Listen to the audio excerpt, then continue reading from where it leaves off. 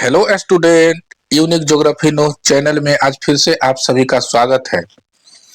आज के इस वीडियो में जनरल ज्योग्राफी कैप्सूल 2 की चर्चा करेंगे। 25 नए महत्वपूर्ण प्रश्नोत्तर के साथ एक नजर में इसे जरूर देखें। प्रश्न नंबर 1, पवनें हमेशा चलती है। उत्तर क्या हो जाएगा? उच्च दाब से निम्न दाब की ओर पवन हमेशा हाई प्रेशर से लो प्रेशर की ओर चलती है। यहाँ इधर हो गया लो प्रेशर, तो एचपी से एलपी की ओर हमेशा चलती है। प्रश्न नंबर 2, ज्वालामुखी के मुंह को क्या कहा जाता है? ज्वालामुखी के मुंह को क्रेटर कहा जाता है। ज्वालामुखी के मुंह को क्रेटर कहा जाता है। ये हुआ क्रेटर। क्रेटर का आकार बड़ा हो जाने पर उसे क्या कहा जाता है? जब इसका आकार और बड़ा हो जाता है तो इसे काल्डेरा कहा जाता है। जब काल्डेरा में पानी जमा हो जाता है तो उसे काल्डेरा झील कहा जाता है। क्वेश्चन नंबर 4, ज्वालामुखी के मुख से निकलने वाला द्रवित पदार्थ क्या कहलाता है? द्रवित पदार्थ को क्या कहा जाता है? मैग्मा। ज्वालामुखी के मुंह से जो पदार्थ निकलता है उसे क्या कहा जाता है? मैग्मा। ये सब मैग्मा फिर धीरे धीरे क्या होता है? ठंडी होकर के और जमा हो जाता है। इटली का एटना तथा स्ट्रोम्बोली का उदाहरण है किसका? सक्रिय ज्वालामुखी। ये हमेशा पूछते रहता है कि इटली का एटना तथा स्ट्रोम्बोली कैसी ज्वालामुखी है? कैसी है? सक्रिय ज्वालामुखी। इससे सक्रिय ज्वालामुखी मतलब इससे हमेशा लगातार मैग्मा निकलते रहता है।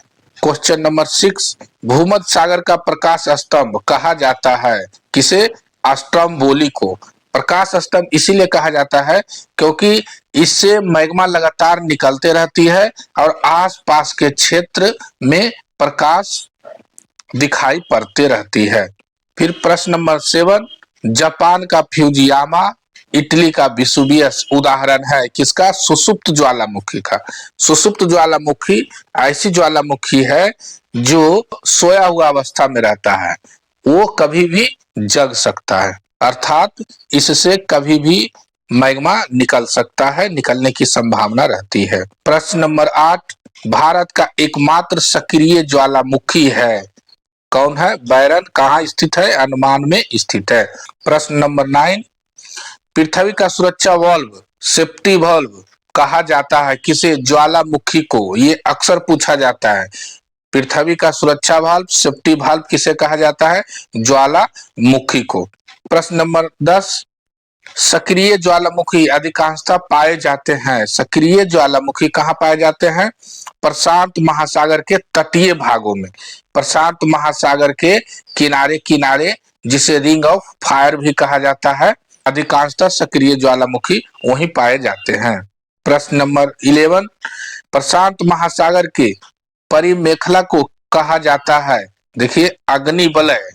रिंग ऑफ फायर जिसकी अभी हम चर्चा कर रहे थे, प्रशांत महासागर के चारों ओर सक्रिय ज्वालामुखी के क्षेत्र पाए जाते हैं और जिसे क्या कहा जाता है? अग्निवलय।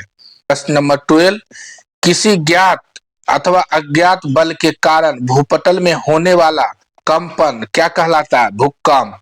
पृथ्वी में जब किसी प्रकार के कंपन होगा तो उसे क्या कहा जाता है? भूकंप।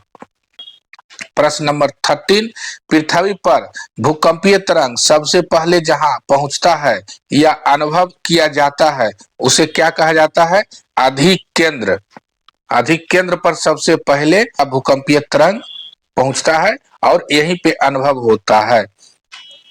पृथ्वी के अंदर जहां भूकंप उत्पन्न होते हैं उसे भूकंप केंद्र कहा जाता है। भूकंप केंद्र। और धरातल पर सबसे पहले जहां झटका इसका महसूस होता है या इसका तरंग पहुंचता है उसे क्या कहा जाता है? अधिकेंद्र। ये अधिकेंद्र हुआ। प्रश्न नंबर 14, भूकंप को मापने वाला यंत्र को क्या कहते हैं? भूकंप को मापने वाला यंत्र को कहते हैं सिस्मोग्राफ। ये अक्सर पूछा जाता है। प्रश्न नंबर 15, भूकंप की तीव्रता मापी जाती है रिएक्टर स्केल पर। सिस्मोग्राफ में जो स्केल रहता है कौन सा रहता है? रिएक्टर स्केल रहता है। प्रश्न नंबर 16, भूकंप का अध्ययन कहलाता है सिस्मोलॉजी। भूकंप का जिस विज्ञान के अंतर्गत अध्ययन करते हैं वो क्या कहलाता है? सिस्मोलॉजी। प्रश्न नंबर 17, ग्रैंड बैंक कहाँ स्थित है? ग्रैंड बैंक न्यूफालैंड के पास स्थित है। यहाँ मछली पकड़ने का काम काफी अधिक होता है। प्रश्न नंबर 18, वायुमंडल में जिस ओजोन छिद्र का पता लगाया गया है वह कहाँ स्थित है? कहाँ स्थित है? अंटार्कटिका के पास। पृथ्वी के दक्षिणी ध्रुव के पास ओजोन परत में छिद्र हो गया है, यही अंटार्कटिका के ऊपर। प्रश्न नंबर 19, अंतर्राष्ट्रीय समुद्री संगठन का मुख्यालय स्थित है लंदन में। अंतर्राष्ट्रीय समुद्री संगठन है जिसका मुख्यालय लंदन में स्थित है। सबनकामा ज्वालामुखी अवस्थित है पेरू में। सबनकामा, कई बार ये कंपटीशन में पूछ चुका है। सबनकामा ज्वालामुखी कहाँ स्थित है? पेरू में। पेरू कहाँ स्थित है? दक्षिणी अमेरिका में स्थित है। 21, भारत किस गोलार्ध में स्थित है? बहुत आसान क्वेश्चन है। उत्तरी पूर्वी गोलार्ध में स्थित है।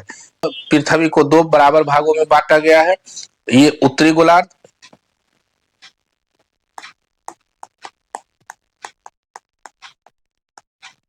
और ये दक्षिणी गोलार्ध।